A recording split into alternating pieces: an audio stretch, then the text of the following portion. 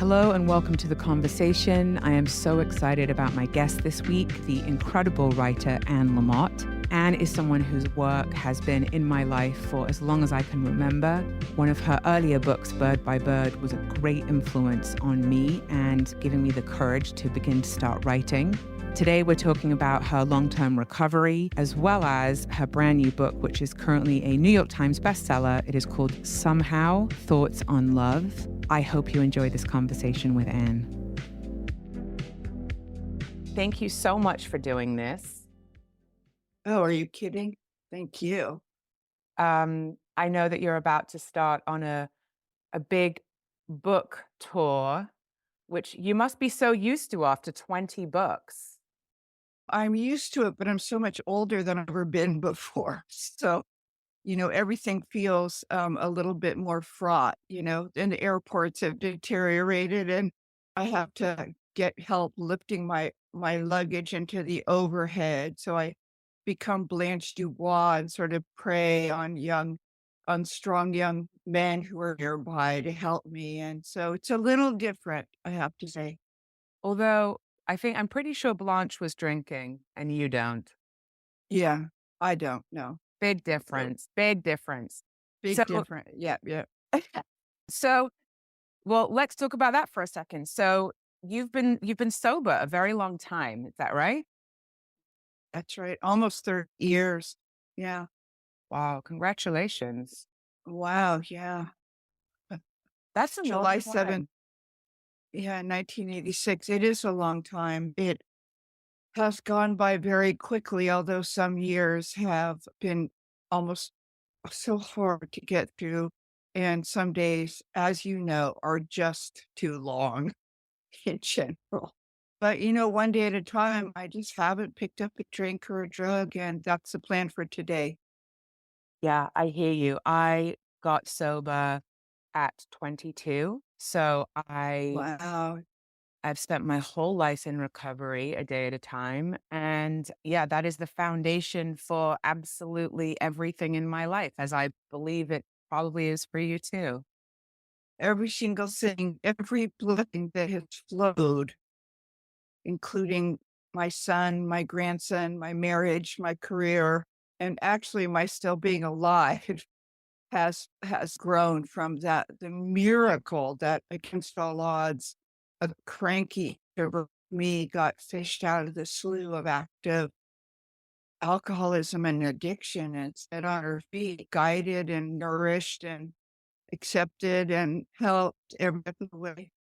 God, I know when I hear you say that, it's really I echo that. I am the product of the Yeah, kindness and generosity of strangers around the world who have just helped me, a yeah, day at a time to stay sober, whether they know it or not?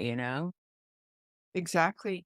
I know. And the great mystery of my life is why I get to be a sober alcoholic because I just am not the type. Like I don't like gatherings. I like to be Same, alone.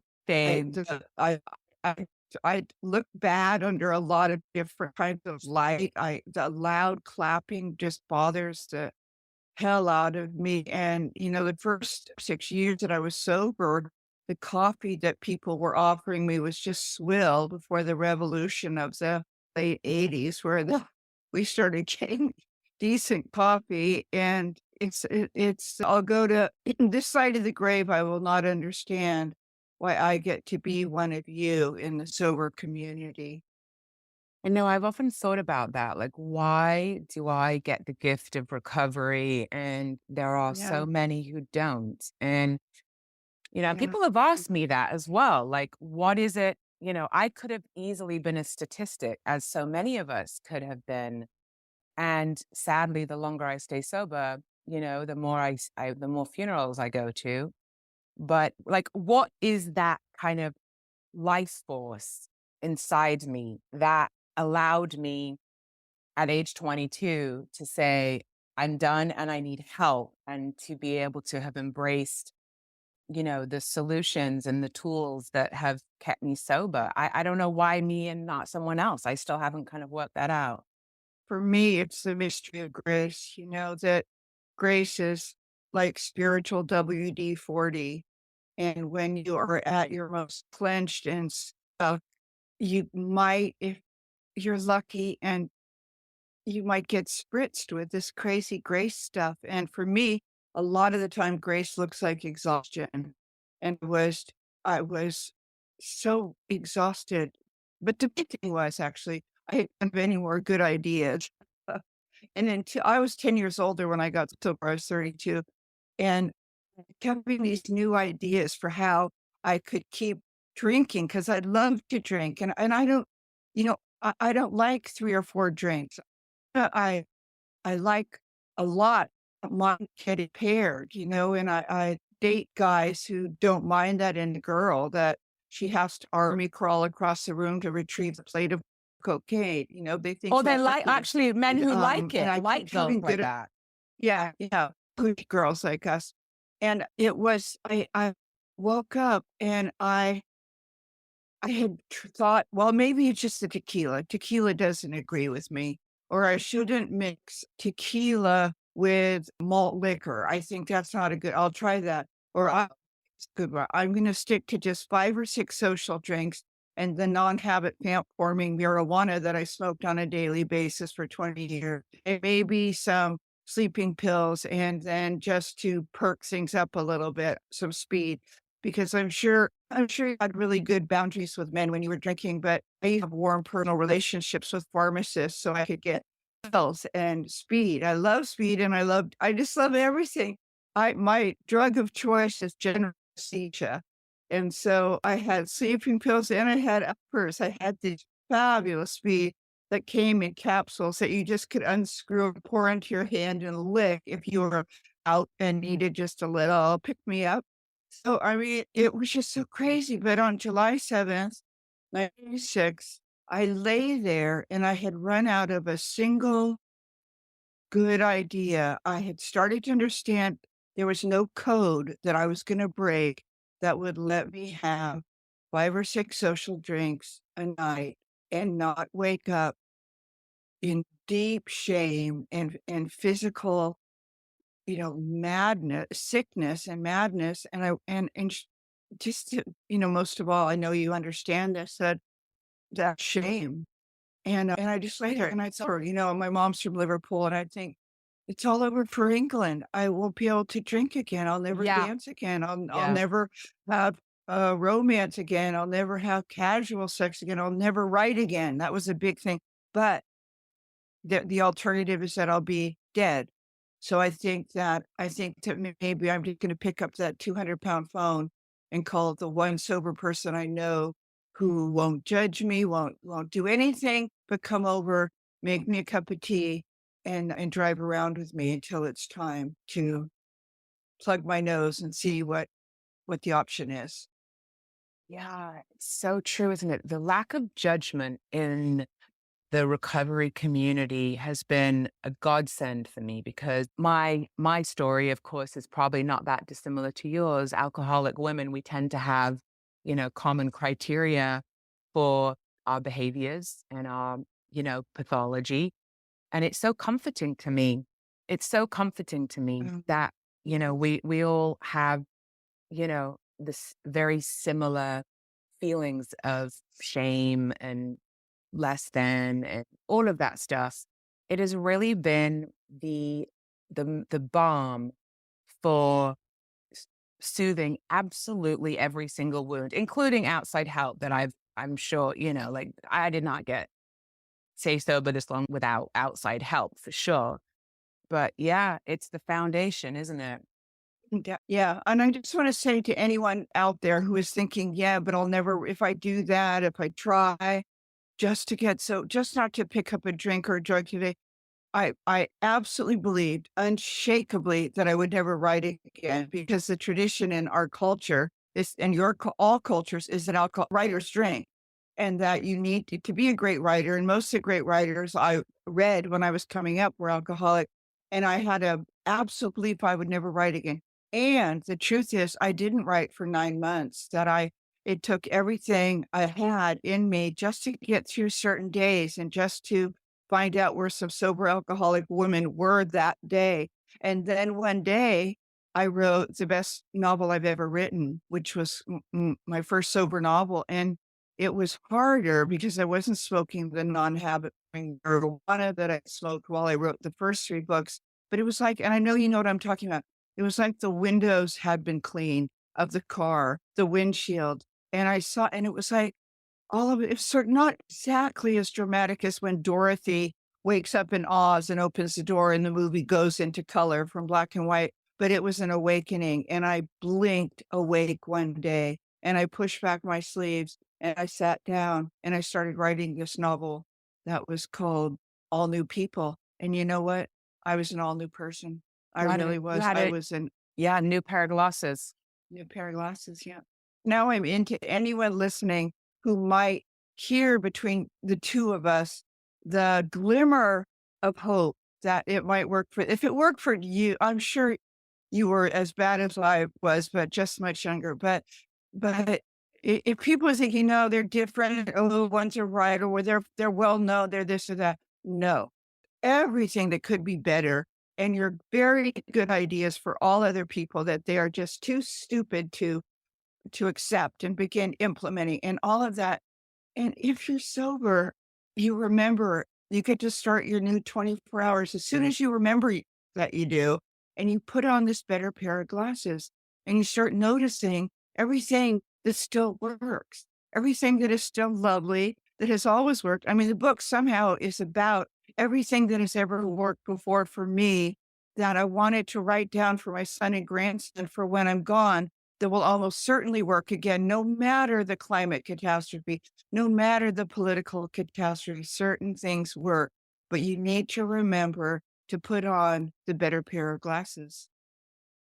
Thank you for giving that phrase some context, and that is absolutely the context of where a new pair of glasses comes from for those of us in recovery who live by that philosophy. So, thank you for explaining that. I just want to tell you that before I got sober and I was at the height of my addiction, I was married to a man who was 12 years older than me, and I was 16 years old and he was 29. And he gave me Bird by Bird. And I had a school teacher. Well, I had been in juvie for a year at that point, but I had one teacher who basically said to me, you're never going to have a life that amounts to much because you're basically such a lost case. Maybe you could write. That's the only thing I could think you could possibly do. And yeah, that husband gave me Bird by Bird, and I have that dog-eared, you know, it's got stuff spilled on it. That book, I have that book still. It was the first book that I ever got that showed me a path toward the possibility of a life. Between that Oh, book good.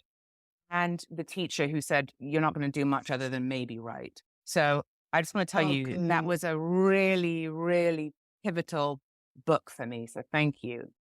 Oh, thank you for saying that. Wait, you didn't say you were married at 16, did you? Yeah, I was. Wow. Okay. I Yeah. have no thoughts or opinion or on that, but you may have had tiny, tiny unresolved issues Oh, around what yeah. healthy love looks like. I mean, Hardly worth mentioning. yeah, I mean, I still do. That's like a lifelong journey, isn't it? Well, we'll Yeah. talk. Yeah, yeah, yeah. Yeah. Okay, so the book that you're about to have come out, it's comes out on April 9th, and you turn 70 on April 8th. Is that accurate? No, that's my father would have turned 101 on April 8th. But in fact, 2 days later on April 10th, I will turn 70. Wow. Wow. Yeah, yeah, Congratulations. yeah, thank you. A miracle. Yeah. And you've written 20 books. What is this one? Can you give the listeners some context as to what this book is about? Well, as I said earlier, I started feeling so much grief and fear about what the future for my son, who's 35. I know a lot of people who read operating instructions think that he must be like getting close to 20 now.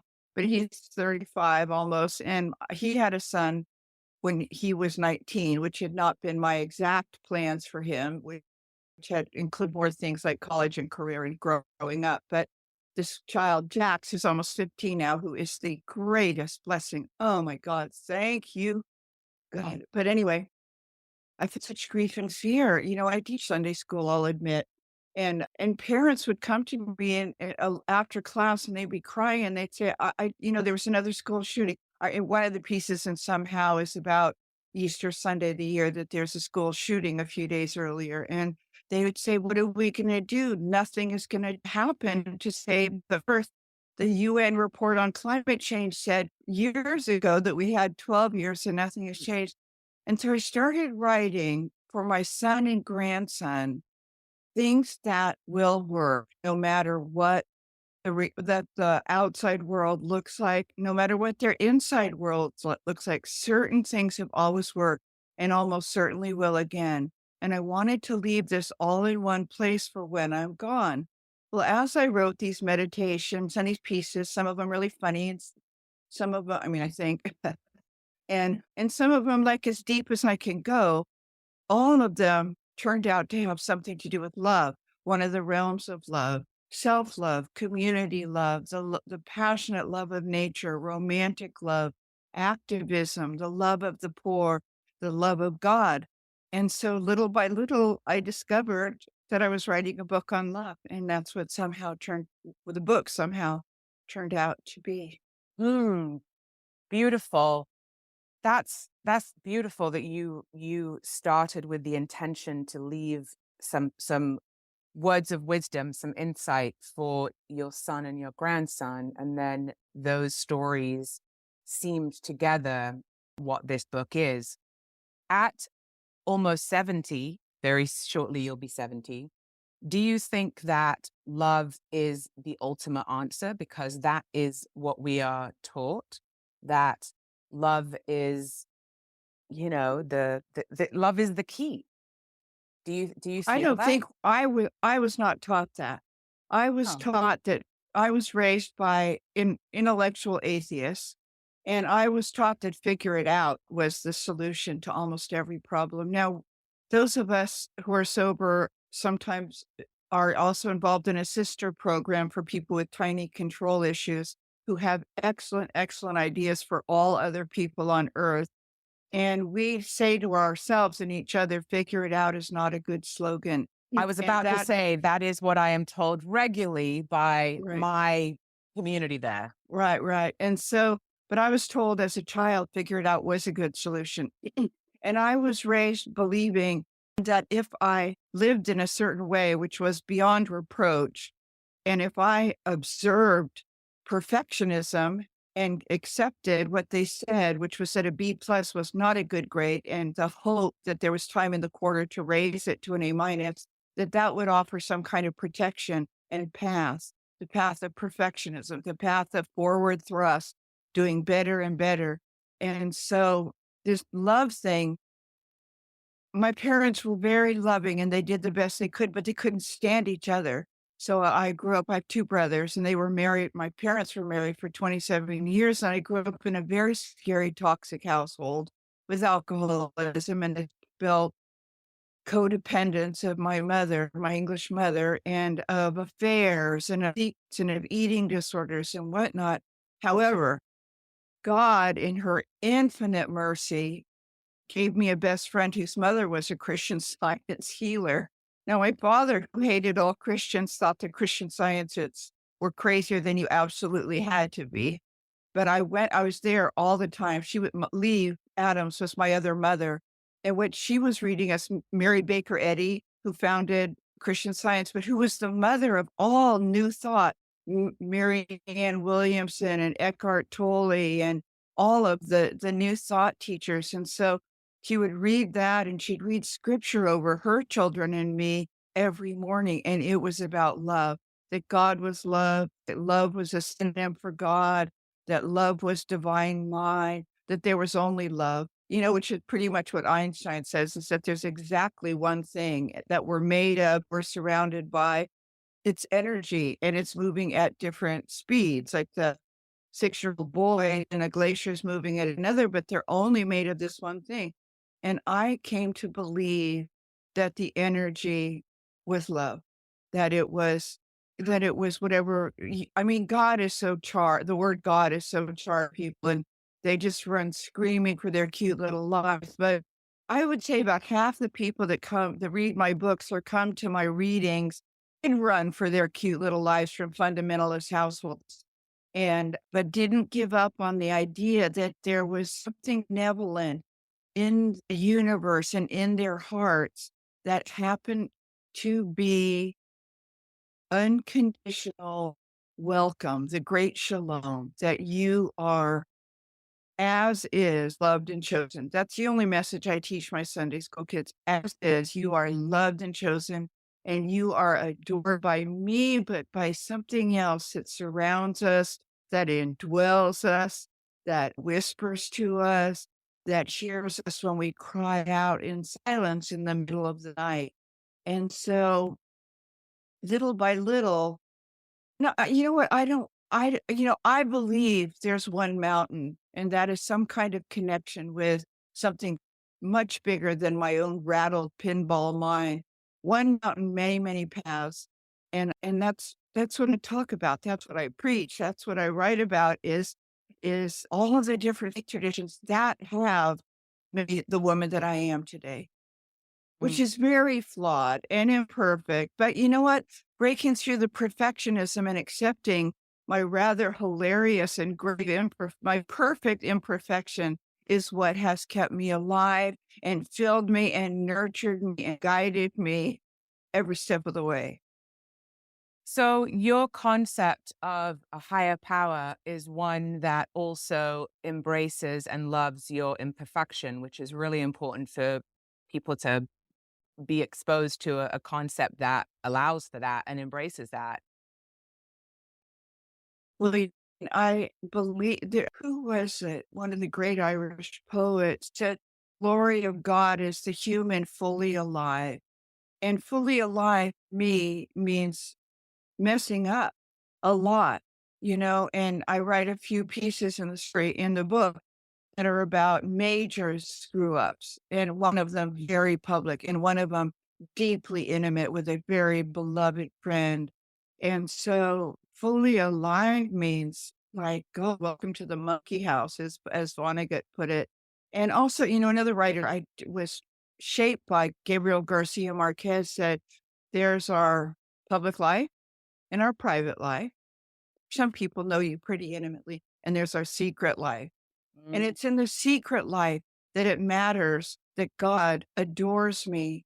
I do sometimes feel like a walking personality disorder. In my secret life, my cross to bear has been my jealousy of so many other writers who I don't, I think they've done too well. And jealousy and the endless judgment. And then every single alcoholic I've ever known or talked to has this endless ping pong game going on inside their head, which is the grandiosity and the narcissism and different than versus thinking that, you know, that's the terrible self thinking that we're a fraud, thinking that we're conning everybody, thinking that we're just a piece of you know what.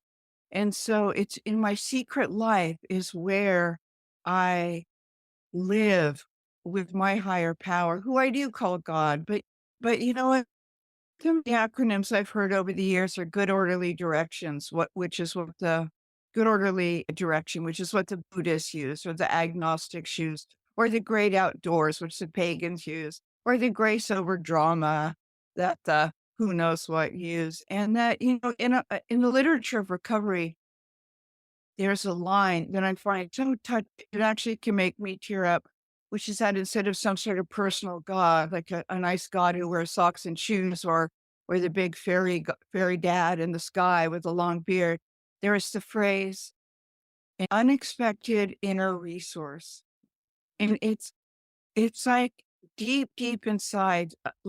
I imagine it as a kind of glade, some a grassy glade surrounded by eucalyptus trees where there is really quiet and there is mystery, but there is peace because in that we're not completely alone. Something hears, something draws near, and we don't need to figure it out. So I don't know if that answered your original question, Well, but, it's interesting that that connection to the I like what you talked about, the unexpected inner resource. For most people, the world is so hectic outside and inside. And so it's hard. There's obviously yeah. so many modalities to help people connect to that.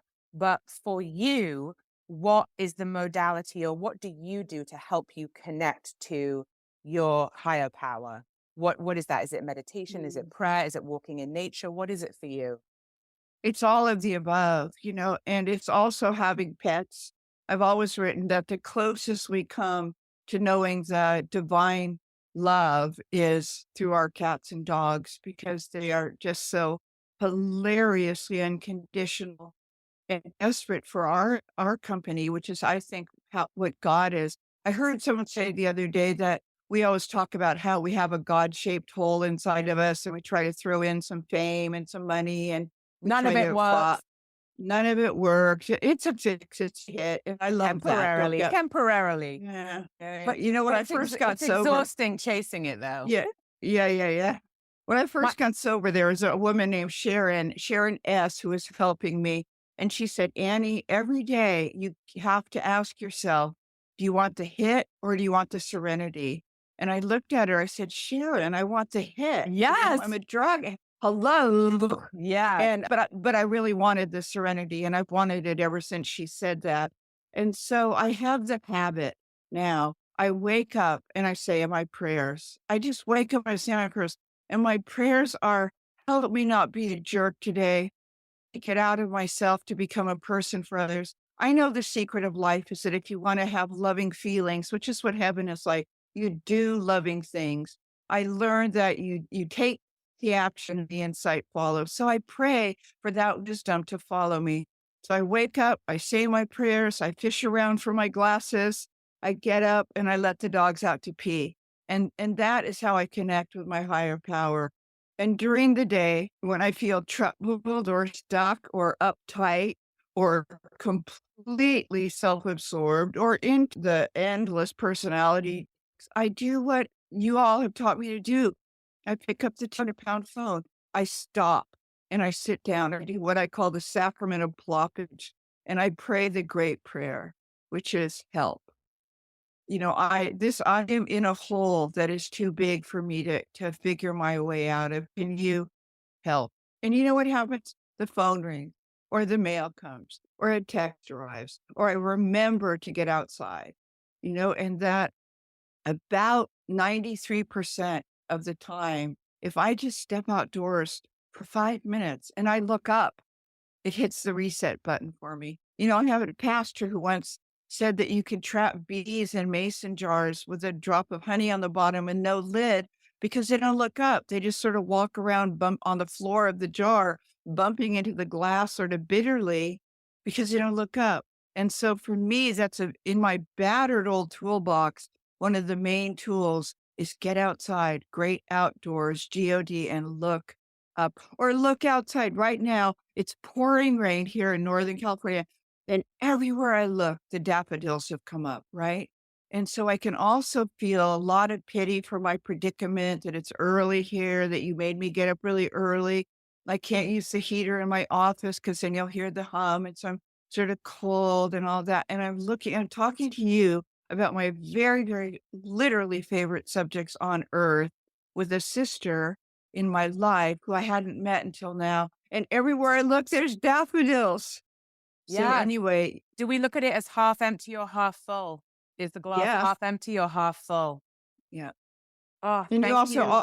yeah, yeah. Oh, I was just gonna say also, you start hearing when you've been sober about 20 minutes about the Native American story of the grandfather who tells his grandson that every day when he wakes up, he knows there's a wolf that is like kind of snarling or aggressive or frightening and then there's the wolf that's gentle and nurturing her cubs and in the world and which wolf do we feed, you know? And So so, true. right.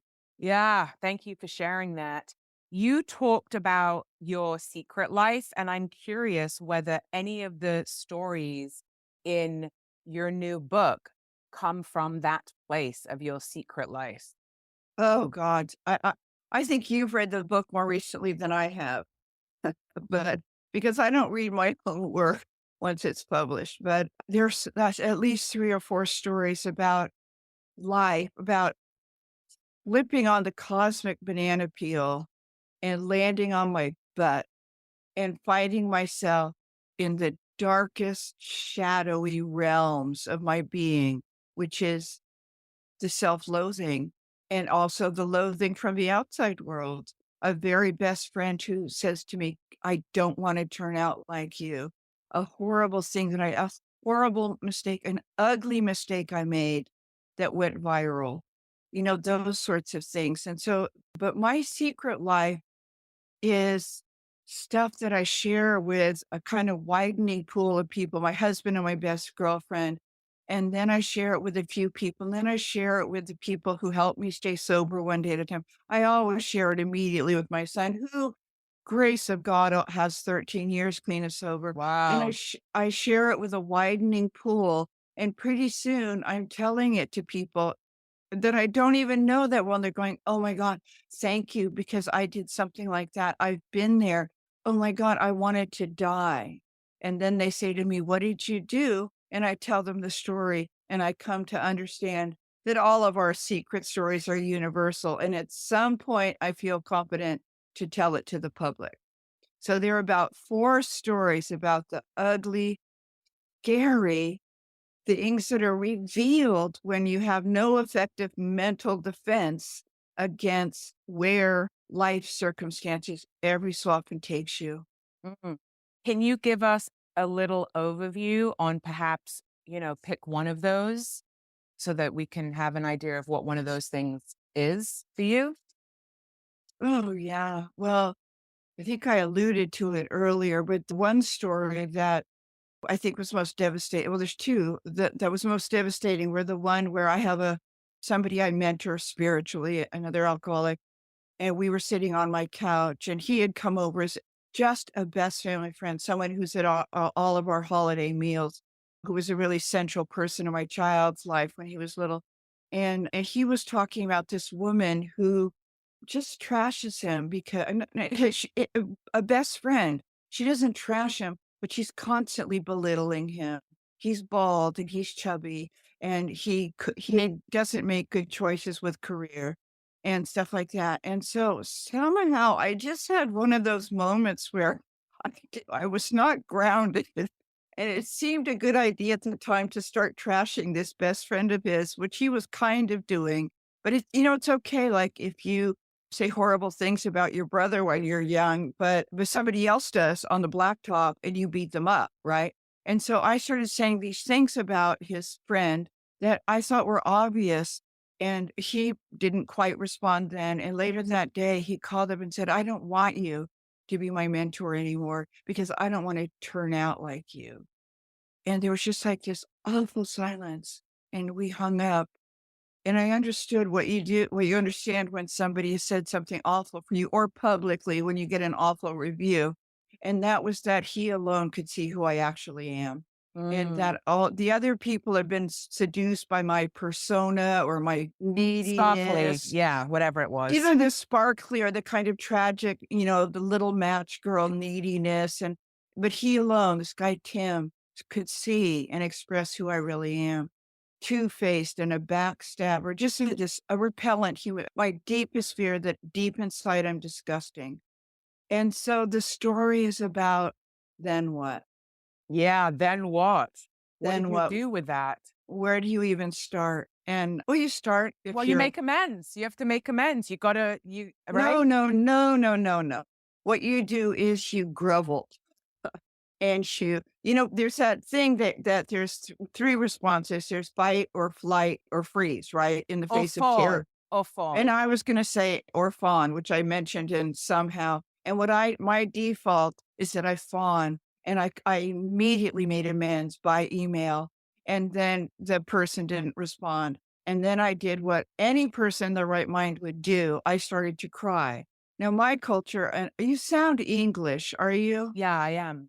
Okay, yeah, so my mother is, and so what you learn in a, and I mean no offense to your people, but in our house, how you don't cry and you don't get angry, and you do either of those things, and you get sent to your room without eating, hence the tiny lifelong eating disorder. But the women who have guided me now for almost 38 years said, "Cry when you're sad. Cry, it will bathe you, it will hydrate you, it will baptize you."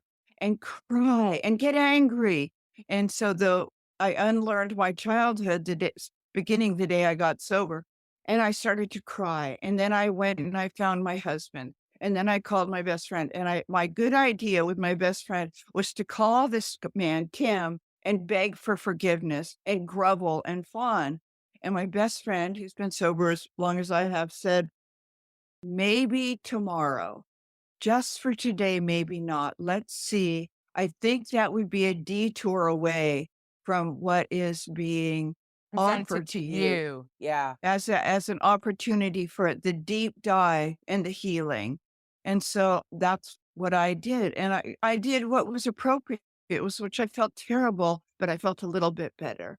Mm. So, and then the story goes on. But can I tell the other story? What Yes. of degradation? And yeah, okay. And Yes, that's in please. somehow this book. Okay, so 10 years ago or so, there was a very famous transgendered person who politically was 180 degrees away from where I am, which is to say, a person who loved Trump and everything. And I had it in for her. And I was with a really long term friend, a friend of 50 years, and she tweeted something truly disgusting about this woman. And I retweeted it and it went viral. And my son has a very close transgendered man friend, and my son just lost his mind that I had done this, and I dug my heels in for a day, and then I got the severity of the injury I had caused to an entire community and to my child, and I started dancing as fast as I could, but I was revealed to be no better than a racist or a sexist, a bigoted, everything I have spent my life fighting against, and that all 20 books would testify to, but there it was, and it went big. You know, it went big. It made it into so many newspapers and podcasts. And so that story is about, now what? What do you do when you have screwed up at that level? Well, you do the same thing. You grovel and fawn and beg and you hate yourself. That's the main thing. You instantly hate yourself and you believe that anything anyone has ever said It's that is true. bad is true. Yeah. And it's finally been revealed. And luckily it's been revealed to 500,000 people this time. And so the story is, and I don't want to ruin for you, but it's like, now what? Where do you even begin? Well, we're powerless over people, places, and things, but we can do this one crazy thing that's in the toolbox, which is that we can do the self love. We can take the action. Because I'm half English, you begin with a cup of tea, of course, and you stroke your own shoulder and you say, Annie, you're human and this is a nightmare, and this too shall pass, and love is going to heal this, and you don't, and figure it out is a bad slogan, and you don't need to know right now how love will heal this, but I promise you it will. Those are two fantastic stories and examples of, how just being human, we can make bad choices. It doesn't mean we're bad people. It means we've made bad choices at times, which I have to tell myself all the time. I'm not a bad person. I made a bad choice. Mhm. And yeah, wow. Do you feel like you learned the lesson from those things? Because I feel like if I don't learn the lesson, the universe just knocks even louder. Oh, I know. I hate that. Oh, so annoying. I think it's a God, bad I think it's a bad system. it is. I want And to change it. if I were God's West Coast representative, which I think I would be really good at because I have these all these excellent ideas for other people, but I would have a magic wand. And once you pretty much sort of most of the time got it, you would be tapped by God's magic wand, and then you would be not ever do that again. But the way it works is I really think God kind of gently clears his or her throat and kind of their throat, let's say, and nudges me and something weird and bad happens and I come through it. And except that I go back to trying to control people or manipulate people, or I diss people or whatever that day's, the character defect du jour is. And then God comes at me a little bit harder. And then I think finally that God just starts drinking, and starts going, oh my God, this Anne Lamott I'm on my last nerve, God says, and then knocks me really hard. And I think with these two stories, I got knocked really hard. And the message is, I mean, I don't write messages. Samuel Goldwyn, the producer, famously said in the 40s, if you have a message, send a telegram. But the story is about coming back to friendliness with your screwed up, needy, controlling, mistake made human merely being, as E. Cummings put it. I love that bumper sticker. I usually don't push bumper stickers on people, but you've seen it. I'm sure it says, we're not human beings having spiritual experiences. We're spiritual beings having human Human experiences. experience, yeah. And we're both writers and we have these public lives. I'm sure you have equivalent stories where you have said something that you can't take back and it's gone out to 100,000 people. And the story then is, then what? And the solution is always somehow about love. Yeah, I mean, I'm sure you're familiar with Kristen Neff's work Uh-huh. about self-compassion, and Mhm. it is one of the hardest things that I, on a daily basis, have to do. Even this morning, I found myself getting into a negative loop about my weight, which Atta girl. yeah, textbook. And then I was like, stop talking to yourself like that. It's been years since I have done that. And it started this morning. And I was like, oh, there it is. There it is. Yeah, And yeah. practicing self-compassion is, that it's a daily project. The self-love. Yeah, you know, uh, there's back to recovery for 1 second. There's this incredible tool that I was gifted with, and it's called the 3 A's. Do you know this one? The 3 A's are awareness, that Awareness, acceptance, action, and and action. Yeah. yeah. And so the awareness is, oh, I'm doing it again. I'm saying I should have been, I should be. You should yourself, you get should all over yourself. You do the awareness. Oh my God, I'm telling myself this really mean thing. Now you wouldn't say to me if we meet in New York when I'm on book tour, you know what, Annie? I just wonder if you even go to the gym at all. You wouldn't say that to me. You wouldn't say, I notice that you're eating like rice and beans, which is really very high carb. And I wonder, what you would say with me is, God, I think you're perfect. I think you are amazing. I love your body. I hope I look like you when I'm done. Okay. So the awareness is you're not there. You've got the bad glasses on with yourself, right? The Yep. awareness is almost always that you've got the bad pair of glasses on. Okay. The acceptance is that the culture, every step of the way, has told you certain things about yourself. My mother was very heavy. And my dad hated women. My dad preferred long legged women with big busts, which is who he always had affairs with. Of course, I accept that the culture, every step of the way, has told me I have to look a certain way and be a certain way and achieve at a certain level, or I have no protection. And everybody can see that I'm just this skinny, weird little or overweight old lady, da da da. And so I Yeah, but accept and Anne, go, hold on. Let's just pause for a second because the unfortunate reality is that the woman's physique that you described with long legs and big boobs is the sex and desirability is the number one currency in the world. I wish it wasn't. no, it always was. I came up in that era. I came up in the era where Playboy was just getting off the ground. 1960, I was 6 years old, and the men started leaving the women in our community for the younger women who didn't have the scars of childhood or whatever. But I mean, I have marinated like a rump roast into that in the broth of a fixation on what a woman's body should or should not look like. Okay, but back to acceptance. So I accept this, and I put on pants that fit instead of the pants that make me look thinner, that are too tight. The world has got enough judgment on me without my pants getting in on it.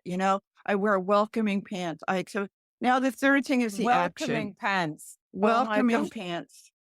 And I'm then wearing my welcoming pants too. are you no, Yeah. I'm not. I'm wearing pants that are a little tight that I'm thinking of wearing on book tour because they make me look thin. You know what? It's a long road back from that kind of body I judgment know. and self-loathing. So I'm just trying to break them in a little, just to be honest. Okay. And then there's the acceptance. Well, what do? You get a cup of tea. You start with that. You touch your own shoulder. I talk to me the way I talk to you, who I've never met in person. And I would say, God, you are unbelievably gorgeous and fabulous. And who effing cares what you look like? Because what you and I are bonding at is the level of spirit and heart and miracle. And so let's just take a minute and physically shake that off like wet dogs. It got on us this morning. Let's shake it off. And you do the loving action. And then again, it goes back to you want to have loving feelings about yourself, do loving things. You want to have loving feelings in the world, take a bag of food over to the food pantry in the more deprived parts of the county. Call your strangest aunt and stay on the phone with her because she's so lonely. And stay on the phone when she goes into full weirdness, and MAGA, and just stay on the phone and then get off, tell her you love her, and go for a walk. And so it's awareness, acceptance, action. And so you and I, this side of the grave, are going to have really bad thoughts about ourselves. It just comes with the territory. It just comes with being human. It comes with having a particular kind of alcoholic mental illness that where the healing is taking a tiny bit longer than we had hoped. And that is the work that we're here for. Earth is forgiveness school, and when you have forgiven the people who have hurt you most, then there's old darling mixed up. Self. Self. Yeah. There's you, there's self, Yeah. there's yeah. And some days go better than others. And as I said, some days are just too long. And we do the best we can on any given day. And but the main thing that guides me is that when I catch myself in the awareness that I'm shaming myself about my body or about, you know, something that I did, this like after I get off there talking with you, what I meant to say or what I should have said to probably win over more readers, whatever, then what we do is talk to ourselves the way that we would talk to each other, the way I would talk to a friend, even a casual friend. I would talk to them gently.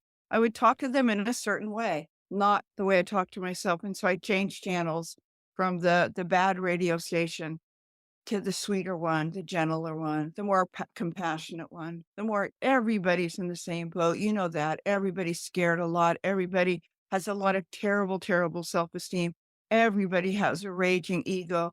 Everybody has lost somebody that they can't live without, and so we approach each other as if it's the ER, we sit down next to Mm. people in the ER and we say, do you want me to get you a glass of water? And do you need to talk? And I can listen. I got a minute. We talk to people that way instead of the way that our parents talk to us or the culture talk to us. Yeah, it's a lot. You're absolutely right.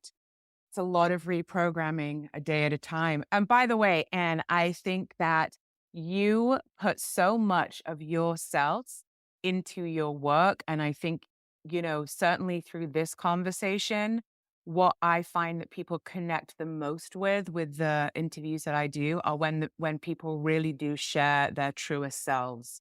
Mhm. Because you will have done hundreds of interviews about this book on this press tour, and you'll be saying the same old stuff that people can hear on 20, 30 different podcasts.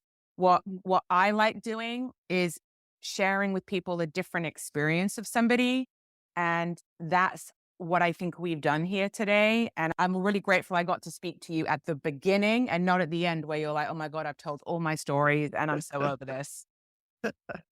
I So can't thank believe you. you. Yeah, I can't believe you had me on your show. It's really an honor. So You're this is the stuff I would love to talk about all day, every day, and get to on good days. And so thank you for helping me start out my morning with you. Thank you for saying yes, and thank you for a really wonderful conversation. And I am very excited for the people who love my show to hear your life experience and for people to read your book. Thank you so much. Thank you so much for listening to that fantastic episode. Please like, subscribe, and all that business. It does really help the podcast. And most importantly, come join me on Substack. Substack is where I'm showing the video of the entire episode that you just listened to. So find me on Substack if you want to dig in a bit deeper to the subjects that we talked about in this episode. See you there.